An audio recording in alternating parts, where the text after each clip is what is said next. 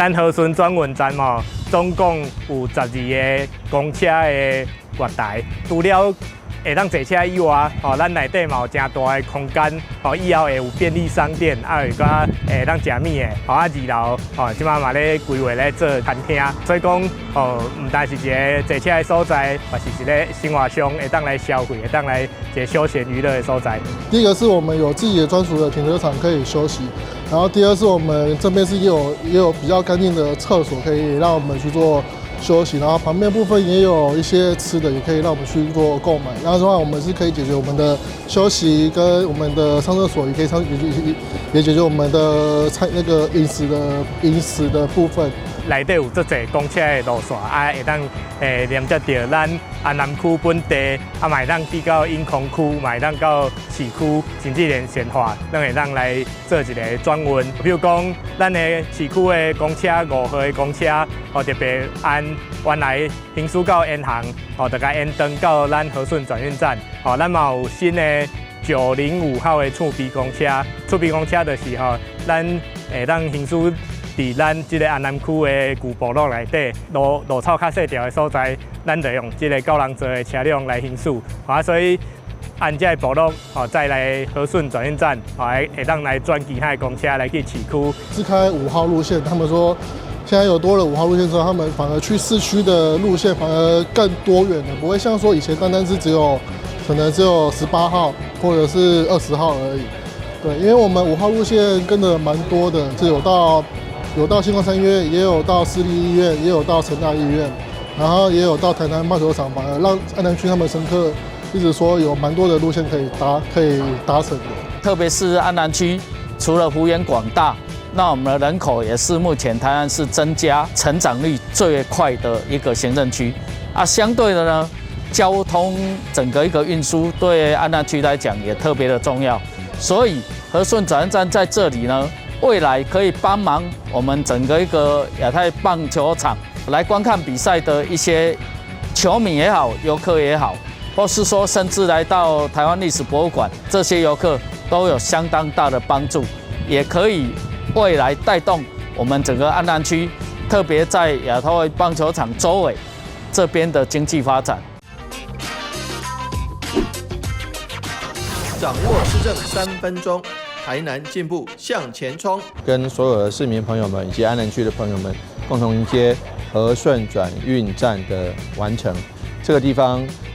总共历经了3年。为什么历经3年呢？因为中间经过疫情，还有原物料大涨，总预算是这个1.6亿，中央政府补助8000万，所以感谢中央立法院的支持。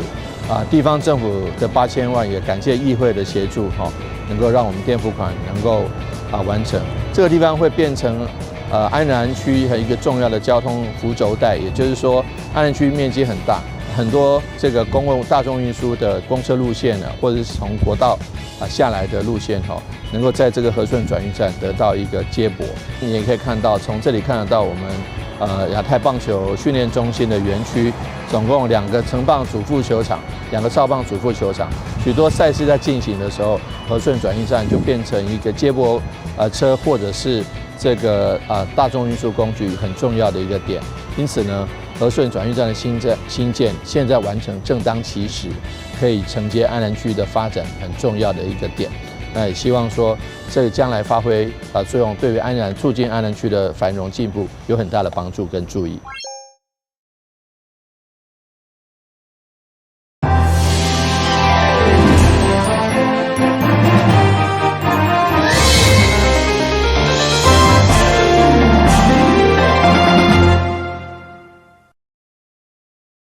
大家好，我是秦碧纯，欢迎收看5月8号礼拜4的中嘉台南地方新闻。台南市自闭症关怀协会伫永康区正式成立新乐森林日间作业所，为自闭症族群提供友善的活动空间，甲学习成长的机会，帮助照顾家庭减轻负担，嘛协助自闭症朋友伫社会中找到自信甲价值。为提供自闭症以及身体障碍族群一个活动甲学习所在，台南市自闭症关怀协会附设新乐森林日间作业所，6号伫永康区正式成立。市长王伟哲副市长赵清惠、社会局机要秘书林建南、议员林冠维、蔡立清、陈怡晶以及各界贵宾，也拢一同来见证照顾据点的成立。这个其实是非常有意义的工作。那政府无法度斗相共，甲真济角落，咱需要帮助的啦。所以咱透过民间的力量，大家需要服务，还是讲需要咱政府来关照，但是触手没有办法到这么远，借由民间的力量来帮忙。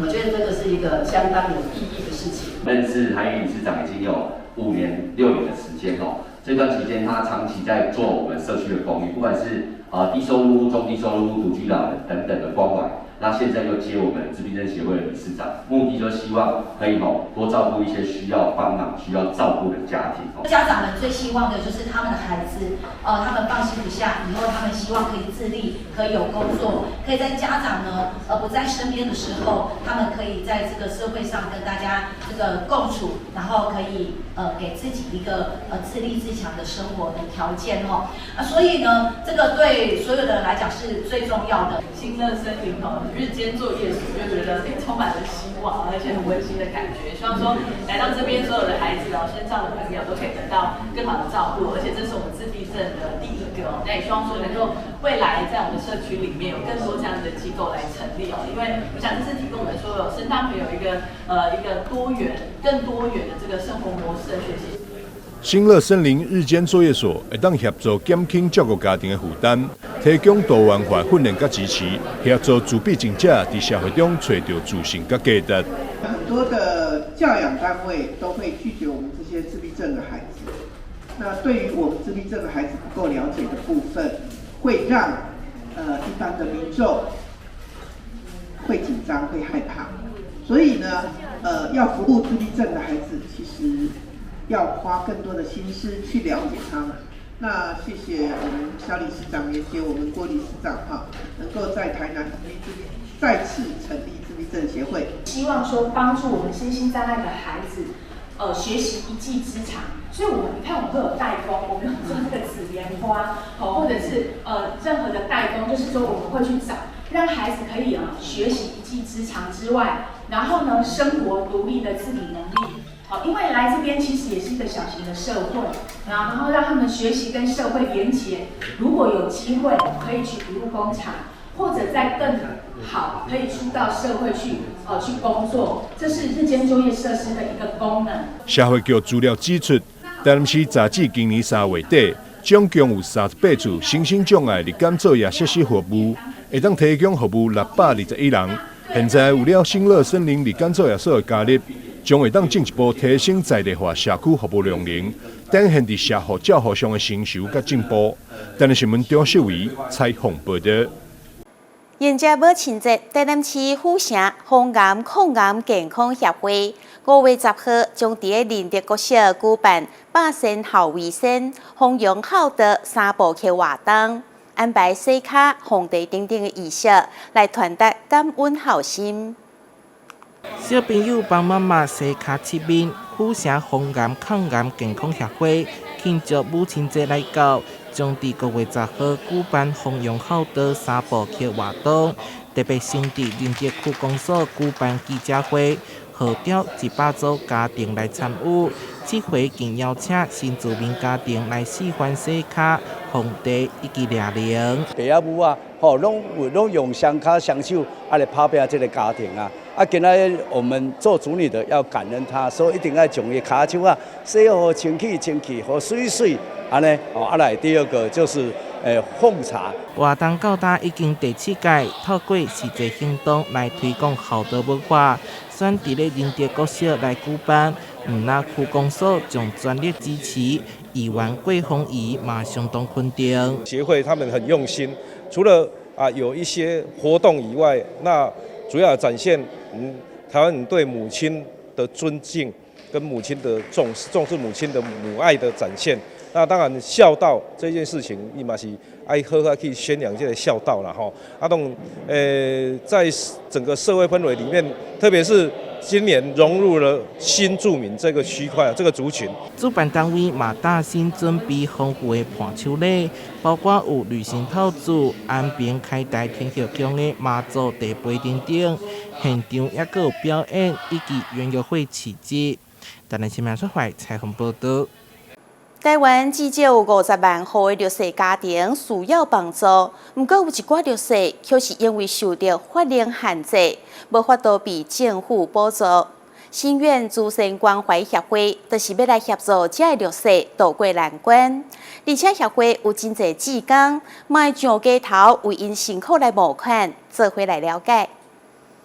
来到新台平路口人来人往的人行道，这位来自新苑诸生关怀协会志工，因为看见协会帮助弱势家庭甲儿童所面临生活难关，当年拢需要庞大经费支出，所以虽然拍到大日头，嘛尽家己的力量来卖力募款。大家好，我们是新苑关怀协会。我们在帮助台湾偏乡育幼院的小朋友与弱势家庭，在募集他们所需要的营养餐费跟物资。对志工小雨来讲，因为过去嘛曾经接受善心人士的关注，一直感念在心，所以现在只要有闲，就到街头提出协会各式各样的活动记录加款募证明来协助募款。虽然切讲即马诈骗仓手，不过犹原有真侪民众愿意停下脚步询问协会状况，甚至的直接观看，会相当感动。我们是弱势家庭隔代教养的，然后我们就是希望说把小时候受过的帮助，那我们延续到给其他的一些需要帮助的小朋友，那把这份爱延续下去，那希望可以让更多人得到帮助，让社会看不到的地方，然后也让其他人看得到。针对吉兰家庭大大小小困境，依法政府做袂到的灰色地带，像新苑这款微型社会福利机构，其实才会当实际帮助。而小雨愿意开时间做公益，换出民众的信任甲观看，一定有真深的感动。虽然辛苦，却是欢喜心。台南新闻阮吉采访报道。国内拉面店品牌非常的多，现主时台南道一间开伫饭店内面的拉面专门店，以品尝幸福感的拉面作为品牌核心，主打伫星级的旅馆内面，享用高 CP 值的拉面，要予消费者全新的日式饮食体验。叉烧溏心蛋与劲道的面条，这碗豚骨酱油拉面，光是用看的就让人口水直流。还有特盛海鲜拉面里的大虾，也是用料实在。桂田酒店持续拓展餐饮版图，宣布推出全新日式餐饮品牌，5星级的拉面店。那希望可以提供一个5星级的一个用餐的环境品质。然后让大众消费者呢也可以享受到这样的一个美食的一个服务。此次推出价位260至490元的拉面系列，以每日严选新鲜食材，加上耗时8小时现熬豚骨汤底，呈现道地日式风味，要在饱和的拉面市场当中打出一片天。我们饭店除了阿里海的这个主力高单价的这个产品以外呢，我们希望在这个餐饮的市场呢，可以开拓不一样的这个消费者的一个族群。这也是为什么我们会把这个拉面店的这个平均单价呢，把它调整到这个符合大众的一个可以接受的一个范围。作为大台南地区首间开设在饭店内的拉面专门店，以鹤来命名，有幸福长寿之意，希望提供5星级环境、亲民价位的全新选择，吸引更多年轻客群。记者收怀台的报道。旅游景点、私房秘境拢底家，特色美食乐力哉，生活时事抢先报，中嘉新闻周报，深耕在地，放眼全国，掌握最新地方资讯。每周6下午1点，就在高雄都会台。华山基金会东区爱心填晒站迎接母亲节加成立9周年，特别举办感恩大会。同时，佮邀请会艺师佮大家制作彩砖杯垫，互长辈会当做出独一无二的作品，留下美好的回忆。在地服务的华山基金会东区天使站已经陪伴212位弱势长辈走过9年的岁月，在7号迎接母亲节前夕，也要带领大家活动。会中包括提供场地的大福里长陈锦秀和议员曾培雅、服务处执行长欧正豪都纷纷献上温馨的康乃馨，让长辈开心过节。也因为华山在照顾过程感受这群老宝贝的孤苦无依，站长在致辞当中忍不住哽咽想哭，连带台下的长辈也跟着感动掉泪。是一个很理性的人，可是看到你们我就忍不住会想要掉眼泪，因为我觉得你们真的都很好，然后也很愿意就是陪伴着我们一起成长，然后让我们直到今天就是服务以来9年都不断的不离不弃这样子啊，好不可思议哦！阿公，咱唔通好，阿公即马流的目屎是欢喜的目屎，是感动的目屎。独居长辈的真情流露，也感受到华山基金会正是弥补政府推动在地老化照顾不足的缺憾。在政府的量能的部分其实它是有限的，所以其实我们很感谢，就是说在我们的政府在推动很多政策过程当中就是有很多企业家，还有像我们华山基金会这样子的一个团体，可以来协助我们政府量能不足的部分来补足啦。为让长辈在9周年这一刻留下深刻的回忆，华山也特别邀请花艺师教大家如何制作亮晶晶的拼贴杯垫，自己动手创作独一无二的风格带回家。过程当中不仅激发长辈们手眼协调，也相当的疗愈。今天的活动啊，对我们的老宝贝啊，手指协调，还有颜色啊，可以有五感，促进我们的颜色，让他们的生活更丰富，心情愉悦。希望老宝贝们可以健康、快乐、欢喜。透过那个手作，想要传达就是说，彩色砖石来刺激长辈们的感官，然后还有经过他们的手脚运用，然后拼凑他们自己的彩绘古老人生，对，然后除此之外，就是也想要表达这正向的意念啦，让长辈就是在黑暗的人生找到一点光明跟彩色。华山秉持在地人服务在地人的精神，也邀请您一同打造长辈第2个家，一起加入爱老人行列。记者顾文吉台南报道。讲到眷村，你会想到什么呢？简单的生活环境，真有人情味，或者是真侪美食小食。现主是以八国起家复合式餐饮品牌，特别进驻台北第1眷村素素南村，将特殊建物打造成特殊风格文化场地。佮结合丰富的文创商品，也有真侪眷村美食佳肴。台北101大楼旁有第1眷村美名的世事南村，成为国内外游客必去的景点。不只因为完整保留眷村建筑风格与当年生活点滴，还能品尝到记忆中的眷村美食。挂满老照片的白墙、木质桌椅、陈旧的菜橱、窗框、老式台灯等，让整个空间充满历史氛围。这是由知名品牌好秋打造的复合式餐厅，在不更动原有建筑的前提下，透过与老家具与怀旧商品，让消费者体验浓浓眷村风情。世事南村是台北第1个保留下来的完整眷村聚落。那透过这样子的一个进驻，我们希望能够将台湾的在地美食以及眷村文化推广给更多的消费者。所以好秋选择在世事南村这边，透过这样子的一个场域，然后活化历史建物，能够让我们更多消费者能够体验到我们的眷村风情。因为其实世事南村这一栋的话，它是一个历史的建物。那其实我们在进驻的时候，我们希望能够最大限度的保留整个原本的建物的一些眷村风情。所以其实我们在装潢上面来讲的话，都是以不更动原本的建筑物的方式来进行，而且它也算是一个法定的古迹建物，所以我们会在这边的话，我们符合这个建物的氛围，我们希望透过老家具、老商品，然后以及我们现在新创出来的一些眷村菜跟一些眷村的一些产品，然后能够让消费者在这边里面，同时能够感觉到新的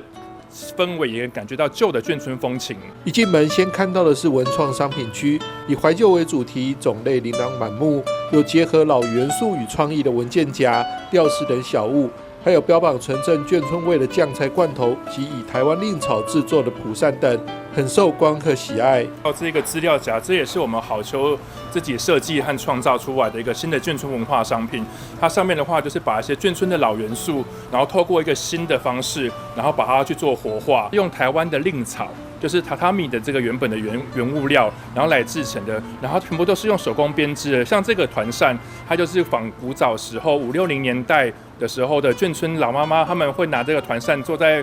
那个点下来店里面，就是扇风的感觉。那其实这个也非常深受日本观光客的喜爱。那这里面的话也是保留了它的眷村特色，比如说这个梅菜干，它就是非常好搭的，它可以直接放在食物里面，然后或者直接当做配菜，都非常好食用。那我们就是尽量去收集全台湾这些适合的文创商品，一起集结在好球这个地方，然后让更多消费者能够体验到我们新的眷村文化。紧接着柜台橱窗摆满了各种口味的手工贝果。这是好秋的招牌餐点，以眷村最常出现的杠子头、馒头等面食为发想，再加入春茶等台湾在地食材，打造独一无二的好秋流贝果。一年可以卖出超过80座101大楼高度。其实眷村老伯伯他们非常会做馒头，有很多的杠子头、馒头等相关的产品。那国外有贝果，贝果也是非常的夯的一样产品。那我们台湾这边能不能做出一样新的感觉出来，然后让我们消费者能够吃到有杠子头的味道，然后跟杠子头的口感，但是又有贝果的 Q 弹嚼劲，所以我们好秋经过长时间的研发，我们创造出属于好秋柳的一个贝果。口感扎实的贝果，除了口味变化丰富外，更可以做成汉堡餐点。像这道林香松露酥肥嫩鸡堡就很获好评。那它在有别于我们以往的贝果堡上面，是我们家在我们的酱汁的部分特别做了一个食材的增添，叫做松露酱。那不仅仅是增添了一点高级感，那松露又富含丰富的坚果。对，那酱汁的部分我们另外额外再特调了些许的柠檬汁，让这2种的风味更加的有层次。让国内外消费者惊艳的眷村菜，则是好秋团队走访四世兰村老居民，经过深入交流，从眷村传统料理中挑选出经典菜色，将熟悉的味道重新诠释，推出风味新菜。首先是酱汁浓郁又不失清爽口感的手工白菜狮子头。狮子头部分是我们手工的猪脚肉，那搭配就是荸荠，还有我们台湾本土的白菜，包心白菜的部分，那以及我们的高级的纽扣菇，那手工去做成丸子的部分，经过油炸定型之后，再去慢火炖煮，那使整体的酱汁它浓郁，但是又不失清爽的口感。还有这道茄子福盐炖牛腱，除了软嫩不柴的牛腱外，酱汁部分也加入了主厨的巧思。那在酱汁的方面，我们加入了跟一般店家不太会使用的一个食材，叫做龙眼干。那因为龙眼干又含有丰富的矿物质，在做炖煮牛腱的时候，会让肉质的部分增添它的软韧度，以及会有一股特殊的香甜味。对，那整体吃起来牛肉就会不柴软嫩。那搭配我们的新鲜番茄以及洋葱各式的特制辛香料，慢火熬煮数小时之后，就是呈现这样的一个风味。经典中加入创新的眷村菜，清淡健康又好吃，还有家常便饭的亲切感，连香港游客都赞不绝口。眷村菜可以，可以，好吃的边位，好吃，怎么样好吃？觉得就很清淡咯，好健康的那一种啊。我觉得还蛮清淡的，就是它的调料会不一样，因为其实在其他地方也有类似的这道菜，的大同小异啦名字，但是可能做法会不一样。熟练的利用剩余布料制作的贝果提神，就如同在包装上坚持循环再生。进驻四世兰村快10年，在这一砖一瓦都是故事痕迹的历史建筑中，好秋团队通过文创的方式，把眷村的历史情怀跟感觉传递给消费者，让消费者不只吃美食，更能尝到家的味道，在老屋感受看见历史，吃出回忆的美好。记者张启腾台北报道。高雄莲雅区中正一路甲国道1号南下交流道路口，常常发生交通事故，肇事率是高雄市第2，所以交通局就提出4项设计，希望会当改善用路安全。预计上紧伫明年会当完工。苓雅区中正一路与国道1号南下交流道口，位居高雄市第2易肇事路口，车流量巨大，民众过马路险象环生，用路安全受到严重考验。平常稍微的，就是车多嘛，它因为这边是上下班的一个重要的交流道，自然而然会觉得稍微有点危险。我觉得非常危险。怎么说？因为这边其实交通要塞啊，因为在下班车少的话，其实光是那边的回转道路跟对向车道，就有时候就会嘎在一起，不是很顺畅。直线的跟弯的常常会抢那个路线。虽然有交通号志进行控管，但车流依旧互相交错，形成许多安全隐患。民众也提出几点建议：大家会有很长的话塞在那个要上那个高速公路的左转道嘛。那如果他们能够对这个部分做调整的话，我觉得是 OK， 我觉得是蛮不错的一个政策。可能交通号志还可以再改善，譬如说像这个路口这转过来的话，其实它就没有一个导引的交通号志去做改善，可能说这边有可能会跟那边的来车有可能会碰撞。很多规划上面我看到是蛮进步的，那这个路口是我很期待的，它重新规划，因为它下高速公路的路线很短就右转来直行，然后又有一些红绿灯的问题，在开车跟大型的交通大型的车辆来讲是相当的需要一点规划。民众的心声，交通局听到了。为了改善路口设计缺陷，交通局规划4点改善措施：一是用具颜色的特殊标线，让驾驶人能够直接掌握行车动线；二是增加汇入车道长度，让民众能更清楚地看到来车动向；三是调整路口设计，增加潮化岛，减少民众与车流之间的冲突；四为调整号志进行分流，让危险降到最低。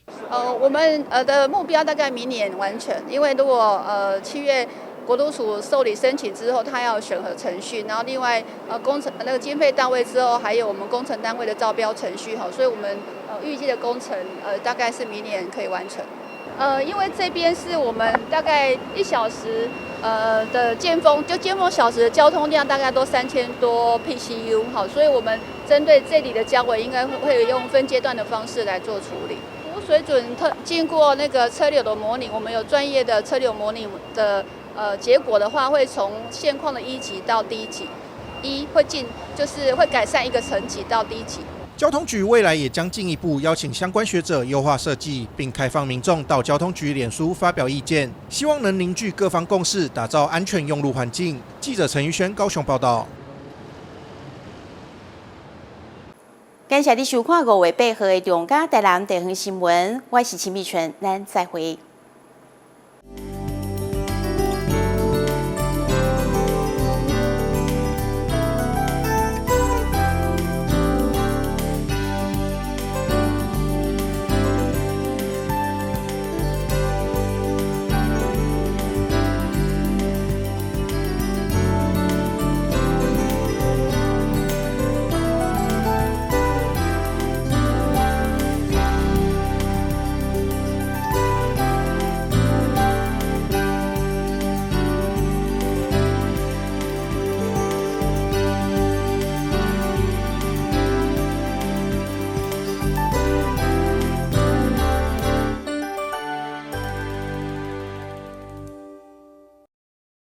好帅哦！新车酷吧？你好像忘了些事哦。你不知道吗？微型电动2轮车要悬挂牌照、投保强制险，还要你满14岁，戴安全帽才能上路哦。什么啊？有这么多规定哦？没错，微型电动2轮车需经审验合格、领用及悬挂牌照，并投保强制险才能上路。而且要遵守慢车交通安全规则，不超速、不双载、不酒驾、不擅自改装，违反者将处最高5400元罚款哦。这么严重啊！还不赶快去办理？我马上去。微型电动2轮车挂牌投保，满14岁缺一不可。内政部警政署提醒您。1号选手出场，信心十足。挑战失败，骑车上驾训，安全不靠运。2号选手考场练习，